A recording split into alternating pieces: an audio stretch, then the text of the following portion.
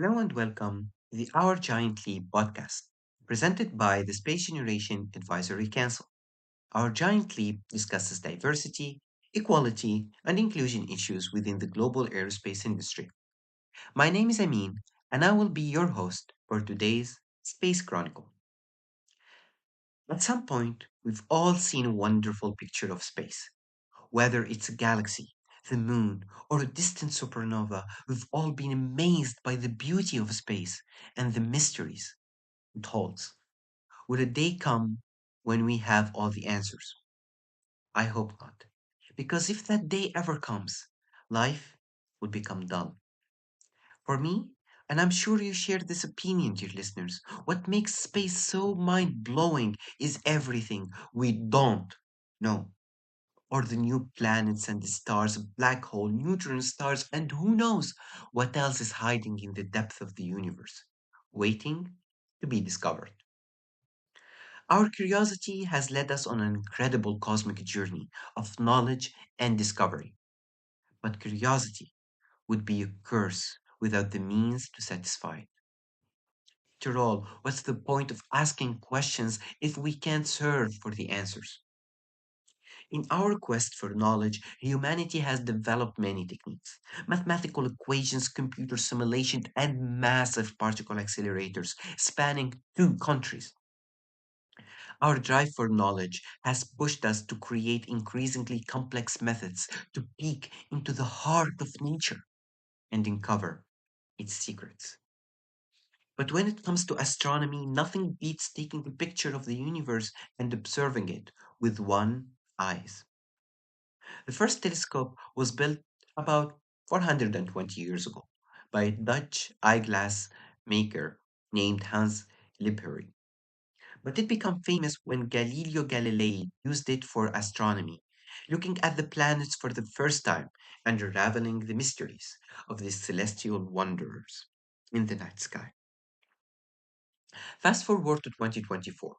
This year, the SLAC National Accelerator Laboratory in the US concluded 2 decades of work to build the largest telescope camera ever, the Legacy Survey of Space and Time, LSST.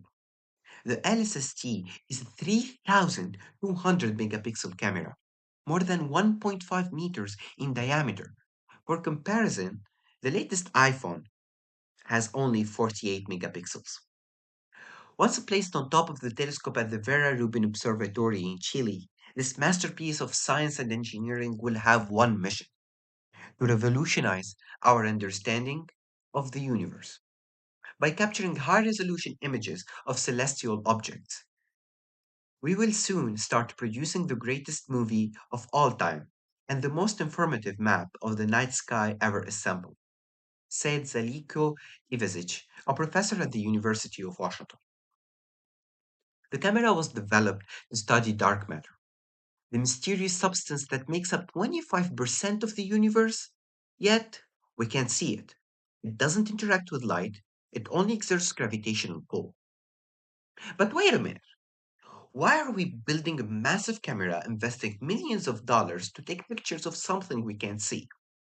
Well, while it's true that we can't directly observe dark matter, we can see its effects through the gravitational pull it exerts on nearby objects.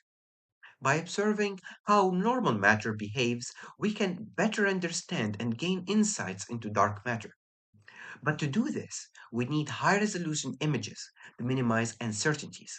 That's why this new camera is so crucial for the advancement of modern astrophysics. Now, dear listeners, the LSST camera is an engineering marvel. It's chef-d'œuvre. Dark matter remains a mystery that continues to fascinate scientists. But what I really want to talk about in this Space Chronicle is how it all started. How we first discovered dark matter and invested billions of dollars to study it. More precisely, I want to talk about the person behind this cosmic journey, Dr. Vera Rubin, the astronomer after whom the observatory is named. She is the reason this journey of inquiry began. Dr. Rubin was one of the first female astronomers and an example of perseverance. following her dream to become an astronomer despite constant discouragement. When she applied at Harvard for the first time in 1948, she got rejected. She did not give up, though. She applied to different colleges, till eventually getting accepted by Cornell by getting accepted by Cornell.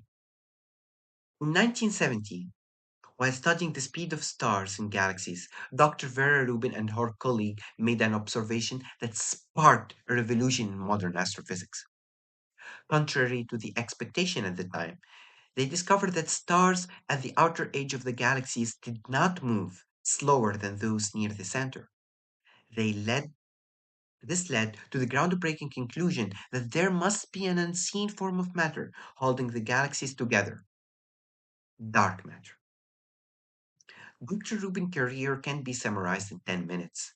But here's one anecdote I really love. While at the Palmer Observatory in 1965, she discovered there was no women's restroom. She went to her room, cut a skirt shape from paper, and stuck it on the men's bathroom, saying, "There you go. Now you have a ladies' room." Dear listeners, I love space, and I've been reading about dark matter since I was maybe 10 years old. But I only recently learned about Dr. Rubin's story, and I think that's a shame. Our scientific journey isn't a solo ride, that's for sure. It's not a 100% meter sprint. It's a rally race where each generation of scientists passes the baton to the next. And while this is a beautiful image of global human collaboration, it's easy to forget to give recognition to the people who truly deserve it. As I record this episode, it's October 2024, and the Nobel Prize in Physics was awarded just a couple of weeks ago. Despite her immense contributions to physics, Dr. Vera Rubin never won the Nobel Prize. She passed away in 2016, but her legacy lives on in all of us, the space and science enthusiasts who share her story whenever we gaze at this night sky, wonder about dark matter, or celebrate the graduation of new female astronomers. We share the legacy of Dr. Vera Rubin. Without pioneers like Dr. Rubin, our understanding of the universe wouldn't be where it is today. So, dear listeners, let's all say together, thank you. Thank you, Dr. Rubin, for everything you've done for science, for women in science, and for inspiring past, present, and future generation of scientists. To conclude this Space Chronicle, I will leave you with a quote from Dr. Rubin. Still more mysteries of of the universe remain hidden. Their discovery awaits the adventurous scientist of the future. I like it this way. In the spirit of her words, let's build a space community where everyone is recognized. Thank you for tuning in. This is your host, Amin, signing off. The Our Giant Leap podcast is brought to you by the Diversity and Gender Equality Project Group of the Space Generation Advisory Council.